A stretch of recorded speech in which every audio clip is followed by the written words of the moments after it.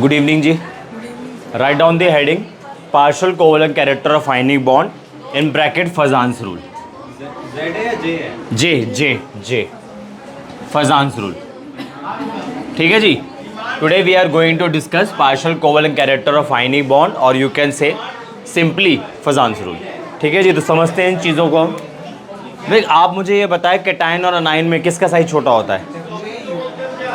ये यू है भाई. रूल बोल भी तो रहा हूँ ना.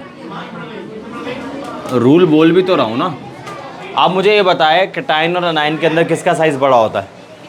कैटायन का साइज बड़ा होता है. अनायन का साइज बड़ा होता है. इन जनरल कुछ एक दो केसेस ऐसे भी होते हैं कि अनायन का साइज बड़ा हो रखा होता है और कैटायन का छोटा हो रखा होता है. इन जनरल आपको हर जगह अनायन का साइज बड़ा मिलेगा, कैटायन का साइज छोटा मिलेगा. ठीक है जी. तो ये लो जी कैटायन का इलेक्ट्रॉन क्लाउड. तो मैंने सेंटर में प्लस लिख दिया है. प्लस लाइन ये प्लस साइन ये इंडिकेट कर रहा है कैटायन है. और अनायन का इलेक्ट्रॉन क्लाउड बड़ा होगा. ये लो जी अनायन का इलेक्ट्रॉन क्लाउड थोड़ा बड़ा बना दिया मैंने.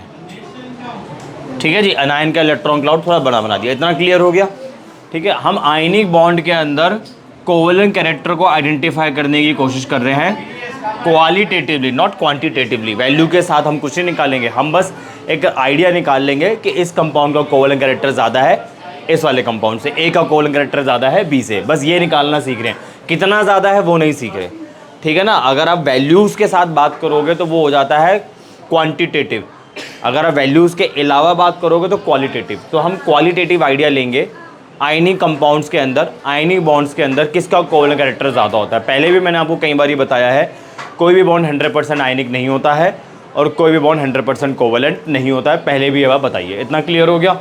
ये कैटायन का इलेक्ट्रॉन क्लाउड या अनायन का इलेक्ट्रॉन क्लाउड, कैटायन का इलेक्ट्रॉन क्लाउड छोटा होगा, अनायन का इलेक्ट्रॉन क्लाउड बड़ा होगा. ये बात क्लियर हो गई. अब देखो होता क्या है, ये जो कैटायन है ना अनायन के इलेक्ट्रॉन क्लाउड को डिस्टॉर्ट कर देता है. ठीक है. अभी आप देखो अनायन का जो इलेक्ट्रॉन क्लाउड है स्फेरिकल है. स्फेरिकल शेप है ना, अच्छी खासी सिमेट्रिकल शेप है, ये भी कह सकते हो आप. अब कैटायन क्या करेगा, यहाँ से इलेक्ट्रॉन डेंसिटी को पुल करने की कोशिश करेगा. जब अनायन यहाँ से इलेक्ट्रॉन डेंसिटी को पुल करने की कोशिश करेगा तो ये जो अनायन का इलेक्ट्रॉन क्लाउड है अभी अच्छा खासा सिमेट्रिकल है, ये डिस्टॉर्ट कर जाएगा, अनसिमेट्रिकल हो जाएगा. तो बनाता हूँ कैसा बनेगा. वो वहाँ नहीं बना रहा, यहाँ बना रहा हूँ. प्लस साइन में तो कोई चेंज नहीं आने वाला. जो प्लस साइन का कैटायन का जो इलेक्ट्रॉन क्लाउड है उसमें तो कोई चेंज नहीं आने वाला. अनायन के इलेक्ट्रॉन क्लाउड में डिस्टॉर्शन आ जाएगा.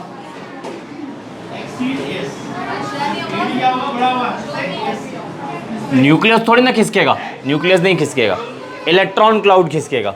आपने चैप्टर नंबर 3 के अंदर एटॉमिक रेडियस वाला जब कॉन्सेप्ट पढ़ा था तो वहाँ पे मैंने एक रीज़न बताया था कि एटॉमिक रेडियस को कैलकुलेट करना डिफ़िकल्ट होता है. क्यों डिफ़िकल्ट होता है? क्योंकि इलेक्ट्रॉन क्लाउड किसी दूसरे के प्रेजेंस में डिस्टॉर्ट कर जाता है, उसकी शेप फिक्स नहीं रह पाती है. तो जब शेप फिक्स्ड नहीं रह पाएगी तो एटॉमिक रेडियस भी प्रिसाइजली कैलकुलेट नहीं कर पाओगे. तो आपको एक एग्जाम्पल समझा रहा हूँ जिसके अंदर कैटायन ने क्या करा, अनायन के इलेक्ट्रॉन क्लाउड को डिस्टॉर्ट कर दिया.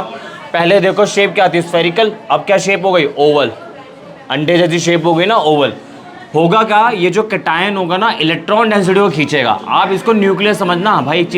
ये चीज़ क्लियर कर लो. माइनस मैंने सेंटर में लिखा है, इसका मतलब ये अनायन है, ये अनायन का न्यूक्लियस है, ये कैटायन का न्यूक्लियस है. दिखाने के लिए मैंने ऐसा लिखा है. तो ये कैटायन क्या करेगा, इलेक्ट्रॉन क्लाउड को पुल करेगा अपनी तरफ. तो देखो इलेक्ट्रॉन सेंटर में आ जाएंगे. ये आपके इलेक्ट्रॉन्स आ गए, ये आपके इलेक्ट्रॉन्स आ गए. ठीक है. न्यूक्लियस एक तरफ है भाई, न्यूक्लियस की पोजीशन में तो कोई चेंज आया ही नहीं, बट इलेक्ट्रॉन डेंसिटी न्यूक्लियस के बीच में आ गई. तो ऐसा कौन सा बॉन्ड होता है जिसके अंदर इलेक्ट्रॉन डेंसिटी सेंटर में होती है और दाएं बाएं न्यूक्लियस होते हैं? ऐसा कौन सा बॉन्ड होता है? ऐसा कौन सा बॉन्ड होता है जिसके अंदर इलेक्ट्रॉन डेंसिटी सेंटर में होता है, न्यूक्लियस ऐसे होते हैं? अरे ऐसा कौन सा बॉन्ड है जिसके अंदर इलेक्ट्रॉन डेंसिटी न्यूक्लियस के बीच में होती है? कोवलेंट बॉन्ड ना. आयनिक बॉन्ड के अंदर दो न्यूक्लियस के बीच में इलेक्ट्रॉन डेंसिटी होती है. कोवलेंट बॉन्ड के अंदर इलेक्ट्रॉन डेंसिटी होती है दो एटम्स के बीच में. तो आप ये देखो, था तो आयनिक कंपाउंड, डिस्टॉर्शन की वजह से कोवलेंट कैरेक्टर इंट्रोड्यूस हो गया, कोवलेंट कैरेक्टर इंड्यूस हो गया, इलेक्ट्रॉन डेंसिटी बीच में आ गई. भाई पहले वहाँ पे इलेक्ट्रॉन क्लाउड सिमेट्रिकल था, यहाँ पे अब इलेक्ट्रॉन क्लाउड सिमेट्रिकल नहीं है, एक तरफ इलेक्ट्रॉन डेंसिटी खिसक गई है ना, तो इलेक्ट्रॉन डेंसिटी बीच में आ गई, न्यूक्लियस की पोजीशन में कोई चेंज नहीं आया। इसको बोलते हैं डिस्टॉर्शन या पोलराइजेशन। जितना ज़्यादा पोलराइजेशन होगा या जितना ज़्यादा डिस्टॉर्शन होगा उतना ही ज़्यादा कोवेलेंट कैरेक्टर होगा। आ गया समझ में? ठीक है जी, आ गया समझ में। और सुनो आप, कैटायन की टेंडेंसी होती है अनायन को पोलराइज करने की, अनायन को डिस्टॉर्ट करने की। डिस्टॉर्शन का मतलब खराबी आ गई, ठीक है ना। कैटायन की टेंडेंसी होती है अनायन को डिस्टॉर्ट करने की, अनायन को पोलराइज करने की। इस टेंडेंसी को हम लोग बोलते हैं पोलराइजिंग पावर। इस टेंडेंसी को हम लोग बोलते हैं पोलराइजिंग पावर। आया कुछ समझ में? लिखवा दूंगा, अभी आप समझो। Tendency of a cation to distort anion is known as polarising power, ठीक है ना। और अनायन की एबिलिटी होती है पोलराइज होने की, कैपेबिलिटी होती है पोलराइज होने की, उसे हम बोलते हैं पोलराइजिबिलिटी। कैटायन क्या करेगा? पोलराइज करेगा। अनायन क्या करेगा? अनायन क्या करेगा? पोलराइज करेगा। तो जो अनायन की टेंडेंसी होती है ना पोलराइज होने की, उसे हम बोलते हैं पोलराइजिबिलिटी। और कैटायन की जो टेंडेंसी होती है पोलराइज करने की, उसे हम बोलते हैं पोलराइजिंग पावर। आ रहा है भाई समझ में? पोलराइजिबिलिटी, अरे ये इसकी टेंडेंसी है इसको पोलराइज करने की, इसे बोलेंगे पोलराइजिंग पावर। और इसकी खुद की एबिलिटी कि मैं पोलराइज हो जाता हूँ। ये कह रहा है मैं पोलराइज करूँगा, अच्छा भाई मैं हो जाता हूँ, तो अच्छा भाई हो जाता को बोलते हैं पोलराइजिबिलिटी, ठीक है। और ये कह रहा है मैं करूँगा, तो इसे बोलते हैं पोलराइजिंग पावर। ये पूरे प्रोसेस को बोलते हैं polarisation.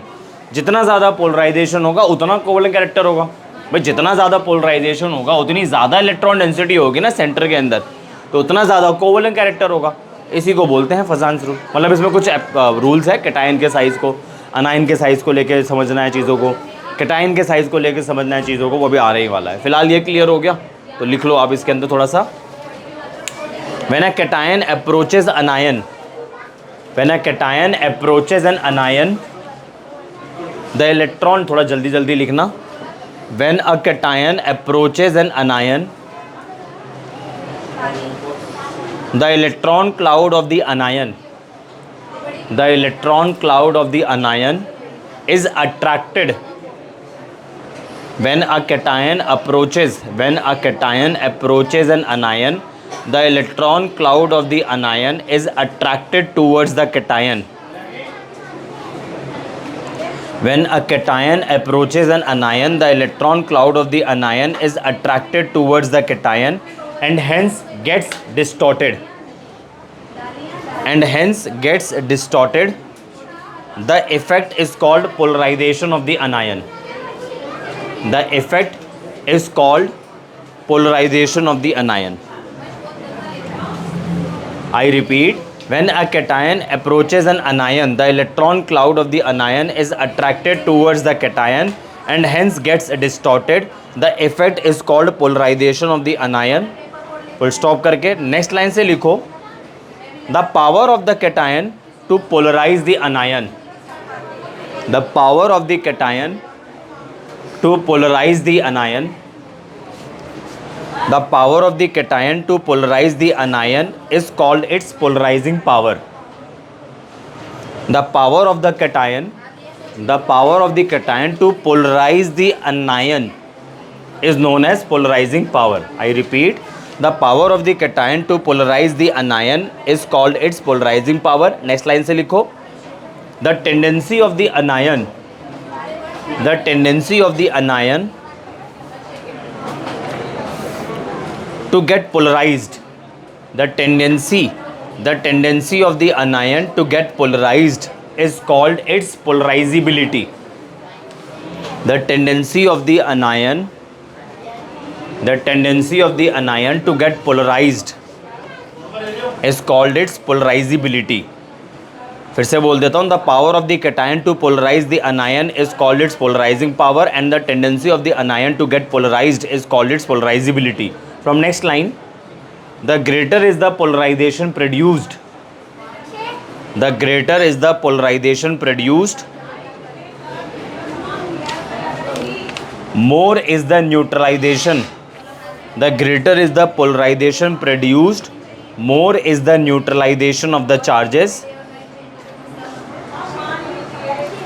the greater is the polarization produced, more is the neutralization of the charges, and hence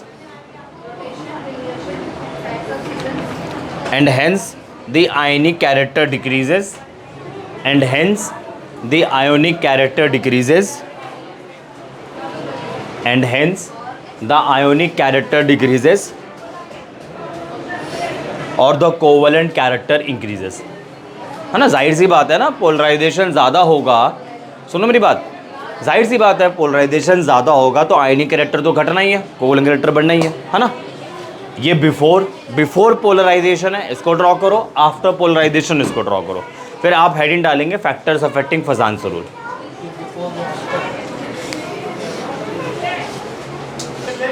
right down the next heading factors affecting Fajans rule. Write down the next heading, factors affecting Fazan's rule. Factors affecting Fazan's rule. ठीक है जी। अब हमें कुछ factors पढ़ने हैं जिन factors की help से आप बता पाओगे किस कंपाउंड के अंदर कोवलेंट कैरेक्टर ज़्यादा है, किस कंपाउंड में कोवलेंट कैरेक्टर कम है। ठीक है ना। तो लिखो, पहला फैक्टर लिखो आप small size of the cation लिखो, not small size of the cation लिखो। सर जी ये आपको ना ओवल नहीं लग रहा है, ओवल ही बनाना होता है बट ये ओवल लग नहीं रहा है। ऐसा लग रहा है कि आपने मॉलिक्यूलर ऑर्बिटल बना दिया है, 2s ऑर्बिटल को जोड़ दिया आपने। ठीक है जी। तो आप लिखे, पहला क्या लिखा, size of the cation. Cation का जितना ज़्यादा साइज छोटा होगा उतनी ज़्यादा कैटायन की पोलराइजिंग पावर होगी, और जितनी ज़्यादा पोलराइजिंग पावर होगी पोलराइजेशन ज़्यादा होगा, पोलराइजेशन ज़्यादा होगा, कोवलेंट कैरेक्टर ज़्यादा होगा। ये भी सही नहीं, आप मेरा देखो। ठीक है जी। सुबह दोबारा सुनो, कैटायन का साइज जितना छोटा होगा, ठीक है, उतनी ज़्यादा पोलराइजिंग पावर होगी, जितनी ज़्यादा पोलराइजिंग पावर होगी उतना ही पोलराइजेशन होगा, और जितना ज़्यादा पोलराइजेशन होगा उतना ही ज़्यादा कोवलेंट कैरेक्टर होगा। ठीक है ना। आप लोगों ने फिजिक्स में चार्ज डेंसिटी पढ़ा होगा ना, चलो 12th में पढ़ लेंगे। लिखो, smaller the cation greater is its polarising power. Smaller the cation greater is its polarising power. Smaller the cation greater is its polarising power. जैसे आपके सामने एग्जांपल रख लेते हैं, लिथियम क्लोराइड और पोटेशियम क्लोराइड, इसमें किसका कोवलेंट कैरेक्टर ज़्यादा होगा? तो देखो, क्लोरीन का साइज सेम, लिथियम प्लस के प्लस में किसका साइज छोटा? लिथियम का साइज छोटा। तो जिस कैटायन का साइज छोटा उसका पोलराइजिंग पावर, जिसका पोलराइजिंग पावर पोलराइजेशन ज़्यादा, कोवलेंट कैरेक्टर ज़्यादा। ठीक है जी। तो इसका एक बात बताना, आप लोग आंसर कर सकते हो। ठीक है, हिंट दे देता हूँ। आयनिक कंपाउंड और कोवलेंट कंपाउंड के अंदर अगर मैं आप लोगों से पूछूं किसका मेल्टिंग पॉइंट ज़्यादा होता है तो किसका बताएंगे आप लोग? आयनिक कंपाउंड का मेल्टिंग पॉइंट ज़्यादा होता है, कोवलेंट कंपाउंड का मेल्टिंग पॉइंट ज़्यादा होता है? आयनिक का नहीं होता, मुझे तो लगता था आयनिक का होता है। देखो, इन जनरल आयनिक का ही होता है मेल्टिंग पॉइंट ज़्यादा, फोर्स ऑफ अट्रैक्शन वहाँ पे स्ट्रांग होता है। तो आयनिक का मेल्टिंग पॉइंट ज़्यादा, कोवलेंट का मेल्टिंग पॉइंट कम, बट इसमें कोवलेंट कैरेक्टर ज़्यादा है, इसमें कोवलेंट कैरेक्टर कम है, यानी कि इसमें आयनिक कैरेक्टर ज़्यादा है, यानी कि इसका मेल्टिंग पॉइंट ज़्यादा है इससे। तो फजान्स रूल की हेल्प से आप solubility, melting point, boiling point, ये सब चीज़ें आइडेंटिफाई कर सकते हो। तो एंट्रेंस में यही तो पूछे जाते हैं। एंट्रेंस में कुछ डिफ़िकल्ट नहीं पूछा जाता है। आपको डिफ़िकल्ट इसलिए लगता है क्योंकि आप 11th की केमिस्ट्री और 12th की केमिस्ट्री और यू कैन से 11th की फिजिक्स और 12th की फिजिक्स पहली बार पढ़ रहे होते हो, इसलिए वो आपको डिफ़िकल्ट लगता है। मुझे तो काफ़ी सारे टॉपिक्स ऐसे ही याद है क्योंकि काफ़ी टाइम से पढ़ा रहा हूँ मैं, तो एक चीज़ को बार बार की पढ़ा के वो याद हो ही जाता है। और एंट्रेंस के अंदर क्या होता है, जो आप CBSE लेवल का सिलेबस प्रिपेयर कर रहे हो उसमें 4 टॉपिक एक्स्ट्रा निकलेंगे। मतलब एक रफली नंबर बोल रहा हूँ, 4, 5, 6, 10 भी निकल सकते हैं, और थोड़ा दिमाग को यूज़ करना होता है। तो वो डिफ़िकल्ट होता नहीं है, बस वो एक ट्रेंड चला आ रहा है ना, वो IITJ या बड़ा डिफ़िकल्ट होता है, वही ट्रेंड आगे फॉलो होता चला जाता है, तो फोबिया बन जाता है।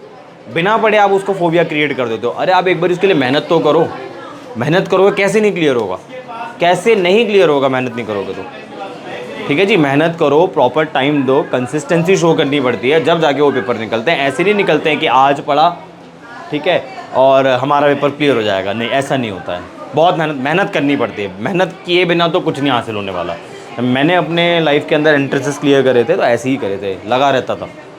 जब बॉडी थक जाती थी, बॉडी अलाउ नहीं करती थी कि अब हिम्मत नहीं है, अब बस हो गया, तो दिमाग में बस इतना सोच लिया करता था कि अगर मेरा एडमिशन नहीं हुआ तो क्या होगा, मेरे दोस्तों का एडमिशन हो गया तो। दोस्तों से ज़्यादा जलन मचती थी कि वो लोग आगे निकल जाएंगे, मैं पीछे रह जाऊंगा, मुझे फिर मेहनत करनी पड़ेगी। नहीं भाई, ये नहीं हो पाएगा। दोबारा बैठ जा करता था पढ़ने। ऐसे करनी पड़ती है मेहनत, ठीक है जी। ये बोल के मेहनत नहीं होती है, करके मेहनत होती है। पहला फैक्टर कॉपी करो और दूसरा लिखो आप size of the अनायन। First factor मैंने आपको बता दिया है, size of the cation. Second factor मैं आपको बता रहा हूँ, साइज़ ऑफ द अनायन। ठीक है जी। अनायन का साइज़ जितना बड़ा होगा, सुनो इधर, अनायन का साइज़ जितना बड़ा होगा उतना ज़्यादा ही अनायन की पोलराइजिबिलिटी होगी। जितनी ज़्यादा पोलराइजिबिलिटी होगी उतना ही ज़्यादा पोलराइजेशन होगा, उतना ही ज़्यादा पोलराइजेशन होगा, कोवलेंट कैरेक्टर बढ़ जाएगा। ठीक है ना। तो लिखो आप सेकंड फैक्टर, लिखो साइज़ ऑफ द अनायन। इसमें आप लिख लो larger the anion, larger the anion, larger the anion greater is its polarizability, greater is its polarizability. ठीक है जी। ठीक है। अनायन का साइज जितना बड़ा होगा उतनी ज़्यादा पोलराइजिबिलिटी होगी, जितनी ज़्यादा पोलराइजिबिलिटी होगी उतना ही ज़्यादा पोलराइजेशन होगा। तो अगर आपके सामने एग्जांपल रखे lithium fluoride, lithium chloride, lithium bromide और लिथियम आयोडाइड, बताएं किसका कोवलेंट कैरेक्टर ज़्यादा होगा। सब में लिथियम प्लस सेम है, सब में लिथियम प्लस सेम है ना। फ्लोरीन का साइज़ छोटा, इसका साइज़ बढ़ गया, बढ़ गया और बढ़ गया। तो जितना बड़ा अनायन का साइज़ होगा उतनी ज़्यादा पोलराइजिबिलिटी होगी, पोलराइजिबिलिटी ज़्यादा, पोलराइजेशन ज़्यादा, पोलराइजेशन ज़्यादा, कोवलेंट कैरेक्टर ज़्यादा। तो कोवलेंट कैरेक्टर का तो ये ऑर्डर हो जाएगा, है ना, order of covalent character, order of covalent character.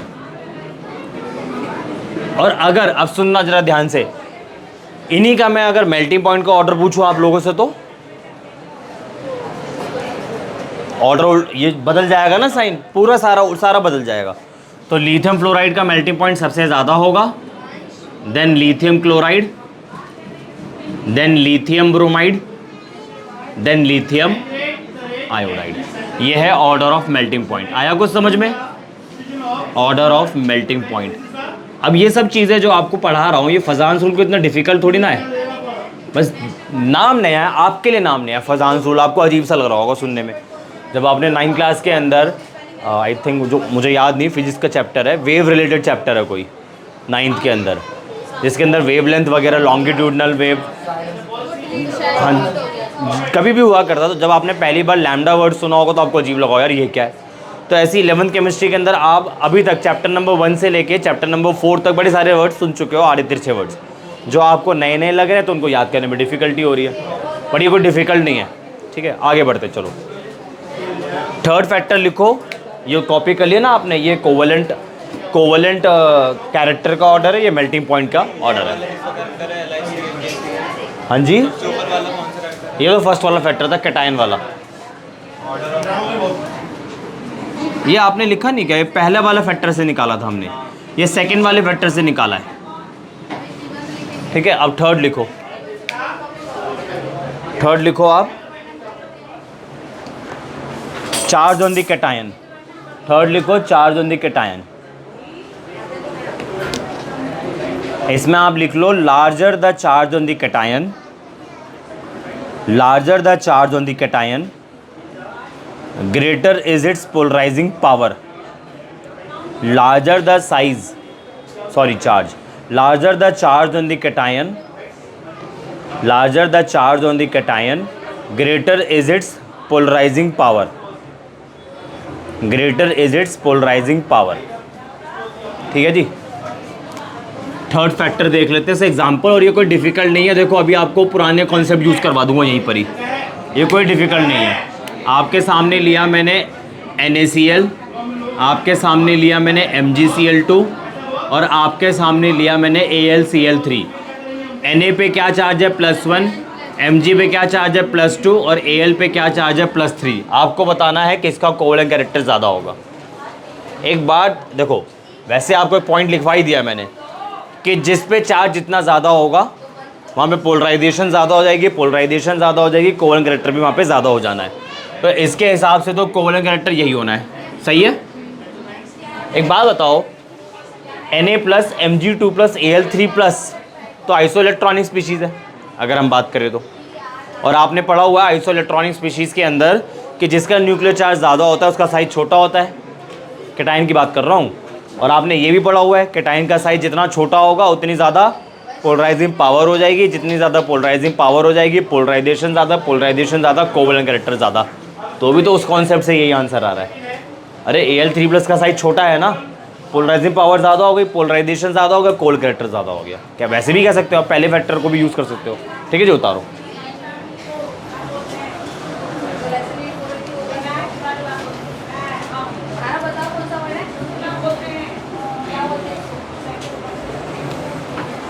इसके बाद लिखो fourth factor, electronic configuration of the cation.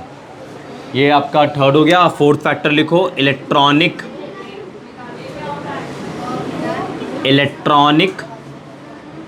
Configuration,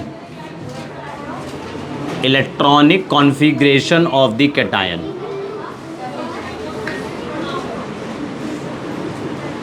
electronic configuration of the cation, इसमें आप लिखो if two cations have the same size and charge, if two cations have the same size and charge, then the one,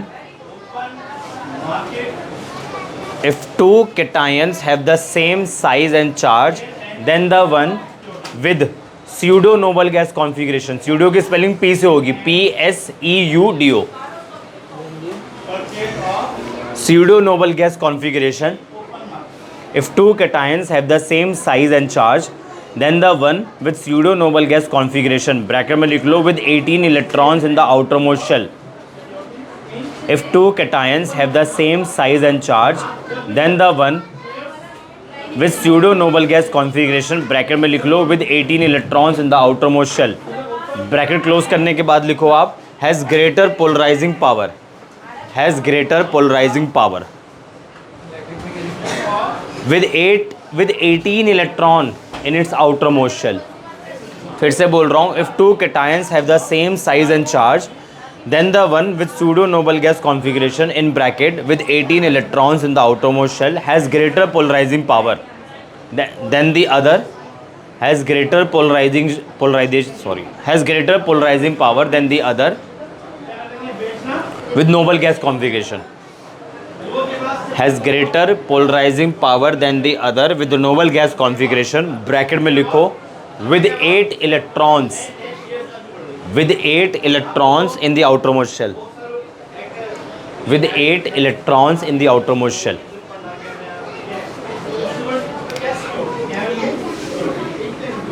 Cu+Cl- Na+Cl-, आपको लिखवाया गया है ऐसे cation जिनका size भी सेम होता है, जिनका चार्ज भी सेम होता है, उस केसेस पे आप इलेक्ट्रॉनिक कॉन्फ़िगरेशन देखोगे। और ऐसी इलेक्ट्रॉनिक कॉन्फ़िगरेशन जिसके लास्ट शेल में 18 इलेक्ट्रॉन होते हैं उन्हें हम बोलते हैं स्यूडो नोबल गैस कॉन्फ़िगरेशन। मतलब नोबल गैस कॉन्फ़िगरेशन तो 8 होती है ना, तो जो कॉपर है उसके लास्ट शेल में 18 है 18, फील 8 वाली दे रहा है। यहाँ पे वर्ड यूज़ होता है स्यूडो। ठीक है जी, है नहीं, किसी और होने की एक्टिंग कर रहा है, किसी और के होने की एक्टिंग कर रहा है। ठीक है ना, तो कॉपर की जो इलेक्ट्रॉनिक कॉन्फ़िगरेशन है वो स्यूडो नोबल गैस कॉन्फ़िगरेशन है, मतलब फील नोबल गैस वाली दे रहा है, बट इसकी एक्चुअली शेल में कितने इलेक्ट्रॉन है, लास्ट शेल में 18 इलेक्ट्रॉन है। तो ऐसे कैटायन जिसकी स्यूडो नोबल गैस कॉन्फ़िगरेशन होगी उसकी पोलराइजिंग पावर ज़्यादा हो जाएगी, पोलराइजिंग पावर ज़्यादा, पोलराइजेशन ज़्यादा, पोलराइजेशन ज़्यादा, कोवलेंट कैरेक्टर ज़्यादा, तो ये आंसर हो जाएगा। ठीक, तारो। तो इसी के साथ आपका फजांस रूल हुआ ख़त्म। अब आप हेडिंग डालिए physical properties of, characteristic of covalent compounds. जिस तरीके से आप लोगों ने आयनिक कंपाउंड की कैरेक्टरिस्टिक्स पढ़ी थी, इन अ सिमिलर वे आपको कोवेलेंट कंपाउंड की कैरेक्टरिस्टिक्स पढ़नी है, characteristics of covalent compounds.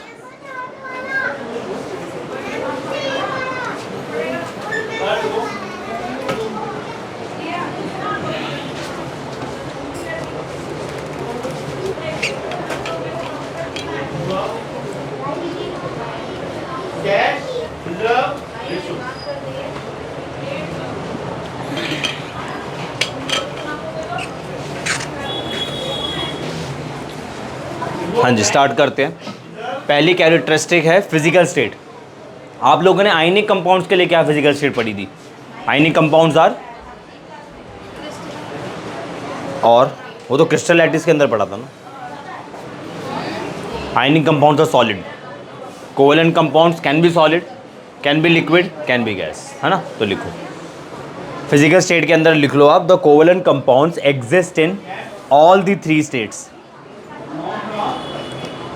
all the three states which is solid, liquid and gas। जैसा बोला जाए ना वैसे ही लिख लिया करो, ठीक है।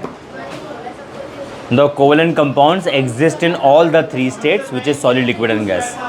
सेकेंड लिखो, सेकेंड कैरेक्टरिस्टिक लिखो, क्रिस्टल स्ट्रक्चर। संडे को क्या है? और आप 7, अभी जो छुट्टी आ रही है 4 दिन की, 7, 8, 9, 10, उसके बाद टेस्ट पेपर लग जाएगा, और वो टाइम है मेरे पास काफ़ी चेक करने के लिए। 2 टेस्ट अभी पेंडिंग है ना आपके चेक होने के लिए, वो वाले टेस्ट रखे हुए हैं, फेंकता नहीं हूँ। हाँ जी, हाँ जी, हाँ जी। क्रिस्टल स्ट्रक्चर, आयनिक कंपाउंड्स के अंदर क्या थे? आयनिक, हाँ हेडिंग है क्रिस्टल स्ट्रक्चर। आयनिक कंपाउंड्स के अंदर क्या थे? आयनिक कंपाउंड्स के अंदर क्या प्रेजेंट होते हैं? आयंस नहीं प्रेजेंट होते हैं, आयंस प्रेजेंट होते हैं ना। कोवेलेंट कंपाउंड्स के अंदर कोई आयंस प्रेजेंट नहीं होते, मॉलिक्यूल्स प्रेजेंट होते हैं। लिख लो क्रिस्टल स्ट्रक्चर लिखो, और इसमें लिख लो आप covalent compound consist, covalent compound consist of molecules rather than ions. Covalent compound consist of molecules rather than ions, ठीक। थर्ड लिखो melting and boiling points. Ionic compounds के अंदर आयंस प्रेजेंट होते थे, और आयंस प्रेजेंट है तो क्रिस्टल लैटिस है। कोवेलेंट कंपाउंड के अंदर आयंस नहीं प्रेजेंट होते हैं, उनमें मॉलिक्यूल्स प्रेजेंट होता है, ठीक है। थर्ड लिखो melting and boiling points. Third लिखो melting and boiling points. Ionic compound का मेल्टिंग और बॉइलिंग पॉइंट ज़्यादा होता है, थोड़ी देर पहले बताया। हाँ जी, बताया नहीं बताया? तो कोवेलेंट कंपाउंड का मेल्टिंग और बॉइलिंग पॉइंट कम होता है, यूजुअली कम होता है। लिखो covalent compounds have low melting and boiling points. Covalent compounds have low melting and boiling points. Covalent compounds have low melting and boiling points because molecules in covalent compounds, because the molecules in covalent compounds, molecules in covalent compounds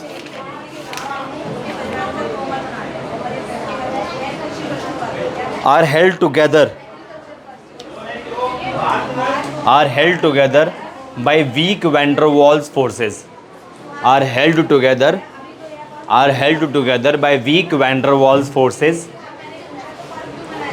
then in case of the ionic compounds।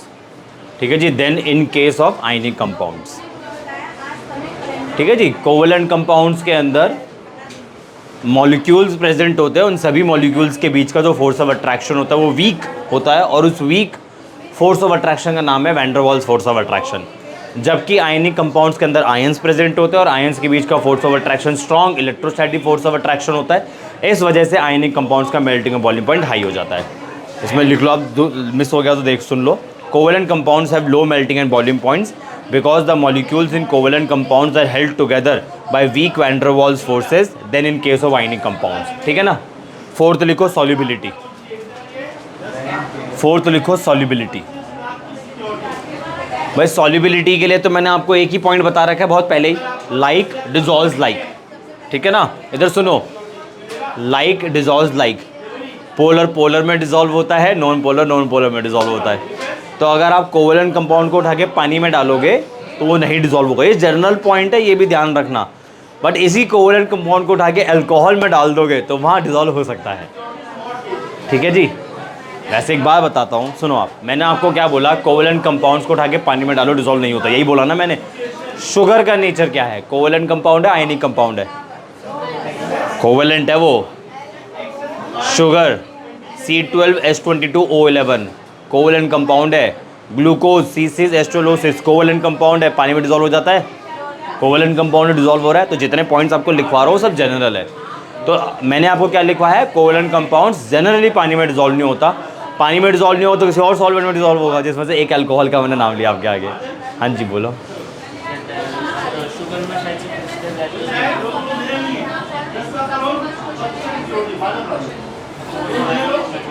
आयनिक होने के लिए ions का होना जरूरी है मेरे भाई। Ionic compound होने के लिए उसमें आयंस का होना जरूरी है, उसमें आयंस नहीं होते हैं। आप ग्लूकोज का स्ट्रक्चर आपको नहीं पता होगा, फॉर्मूला ही पता है, मैं आपको स्ट्रक्चर बता दूंगा क्लास के बाद। ठीक है ना। चलो आगे बढ़ते हैं। तो इसमें लिख लो आप, covalent compounds are generally soluble in, covalent compounds are generally soluble in organic solvents. Covalent compounds are generally soluble in organic solvents but insoluble in water, but insoluble in water, organic solvents. Covalent compounds are generally soluble in organic solvents but insoluble in water and other polar solvents, but insoluble in water and other polar solvents.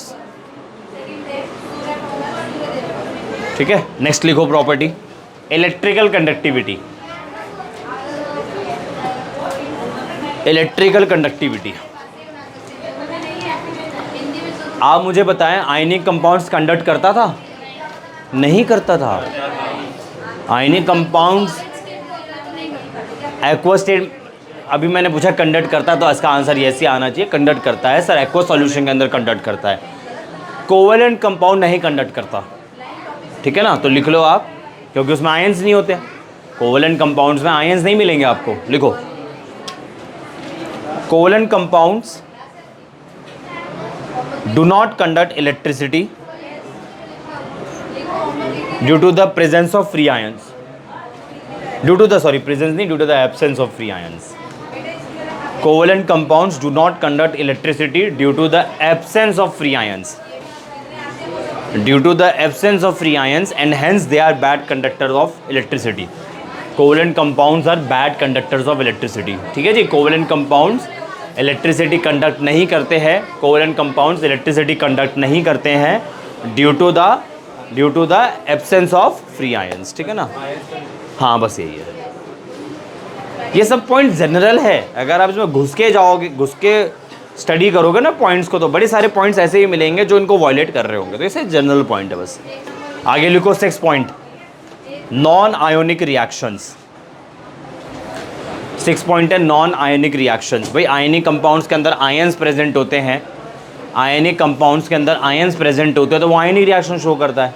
Covalent compounds में ions नहीं होते तो वो आयनिक reaction show नहीं करेगा, वो molecular reaction show करेगा। तो इसमें आप लिख लो 6 पॉइंट लिखो, नॉन आयनिक रिएक्शंस। इसमें लिखो, since these compounds are molecular in nature, since these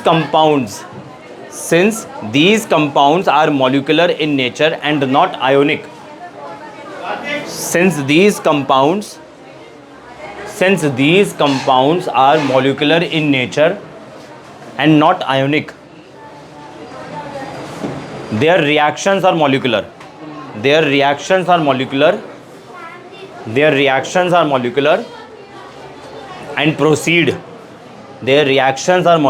and proceed at much slower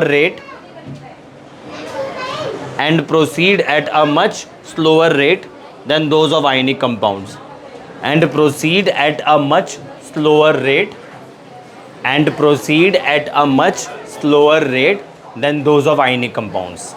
ऐसा होता है ना जी, आयनिक कंपाउंड्स के अंदर आयंस प्रेजेंट है, आयंस प्रेजेंट है तो आयनिक रिएक्शंस होगी, और आयनिक रिएक्शंस की रेट हाई होती है। रेट ऑफ रिएक्शन मतलब speed of reaction. In a simple words, in a layman language आपको कह सकता हूँ मैं कि रेट ऑफ रिएक्शन का मतलब होता है स्पीड ऑफ रिएक्शन, तो आयनिक रिएक्शंस की रेट ऑफ रिएक्शन हाई होती है, कोवेलेंट कंपाउंड्स के जो रिएक्शंस होते हैं वो मॉलिक्यूलर रिएक्शंस होते हैं और मॉलिक्यूलर रिएक्शंस की रेट कम होती है। ठीक है जी, लिख लिया। लास्ट पॉइंट लिखो, directional characteristics and isomerism. Directional characteristics and isomerism.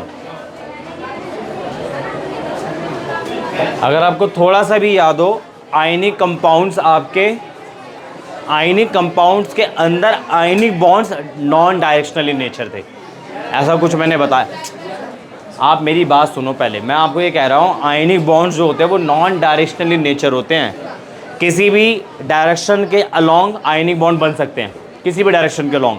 अगर मैं यहाँ कैटायन पकड़ लूँ, Na+ पकड़ लूँ, तो ये अपने आसपास से Cl- को अट्रैक्ट कर लेगा, कहीं पे भी रखे हो Cl-, 6 को अट्रैक्ट करेगा। इसकी कैपेसिटी 6 को ही अट्रैक्ट करने की होती है। Na+ सिर्फ अपने आसपास के 6 Cl- को अट्रैक्ट कर सकता है। अगर मैं NaCl के बारे में रखूँ, Na+ के अराउंड Cl- रखूँ, बट ये कोई कंडीशन नहीं है यहाँ पे कि सर मैं यहीं रखूँ तो यहीं से अट्रैक्ट करेगा। कहीं पे भी रख दो आप, यहाँ रख दो, यहाँ रख दो, यहाँ रख दो, कहीं पे भी रख दो, Na+ अपनी कैपेसिटी के अकॉर्डिंग 6 Cl- को अट्रैक्ट कर लेगा। तभी तो मैंने बोला ionic bonds are non directional in nature, कहीं से भी बॉन्ड बन रहा है। बट कोवेलेंट कंपाउंड के अंदर क्या होता है, जो कोवेलेंट बॉन्ड्स होते हैं वो डायरेक्शनल इन नेचर होते हैं। आप जहाँ मर्जी कोवेलेंट बॉन्ड नहीं बना सकते। मान लो आप एक एटम आपने पकड़ लिया, लेट से आप CH4 के बारे में बात कर रहे हो। CH4 की आप लोगों ने शेप सीखी थी टेट्राहेड्रल, और टेट्राहेड्रल क्या थी, कार्बन, एक हाइड्रोजन ऊपर, 3 नीचे थे। तो ऐसा नहीं है कि सर हम ऐसे बना दे, ऐसे 4 ऐसे लगा दे, नहीं, क्योंकि मैंने आपको क्या सिखाया, covalent bonds are directional in nature. ठीक है जी, तो इसमें लिख लो थोड़ा सा आप, डायरेक्शनल कैरेक्टरिस्टिक्स एंड आइसोमेरिज्म। इसमें लिख लो as the atoms in covalent compounds, isomerism, as the atoms in covalent compounds are held together, as the atoms in covalent compounds are held together by the shared electrons, as the atoms in covalent compounds are held together by the shared electrons and not by the electrostatic force, and not by the electrostatic force, and not by the electrostatic force, comma करके लिखो it is rigid, comma करके लिखो it is rigid and directional, it is rigid and directional, full stop करके। Hence atoms in a molecule, hence atoms in a molecule can take up, hence atoms in a molecule can take up different, hence atoms in molecule can take up different directional arrangements,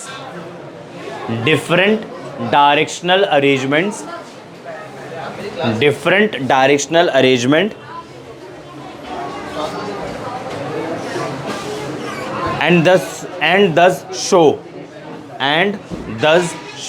structural and stereoisomerism,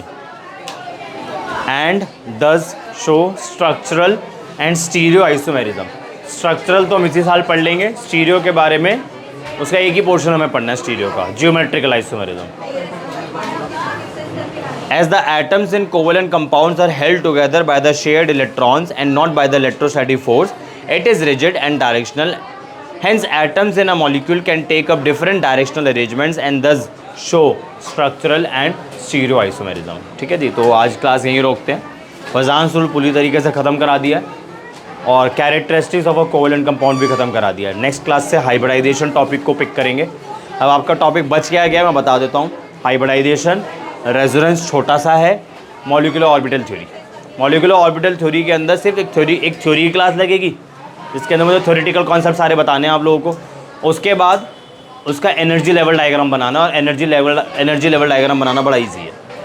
तो मेरे हिसाब से शायद 4 से 5 class की नहीं, अभी तो हाइब्रिडाइजेशन भी है। हाइब्रिडाइजेशन में 2-4 कई सारे एग्जांपल्स बनेंगे। ठीक है जी, तो ऑलमोस्ट हम चैप्टर के एंड में ही है, 80% चैप्टर आपका कवर हो चुका है। ठीक है, आज के लिए इतना ही है। And for more chemistry related videos subscribe my channel and share also. Thank you.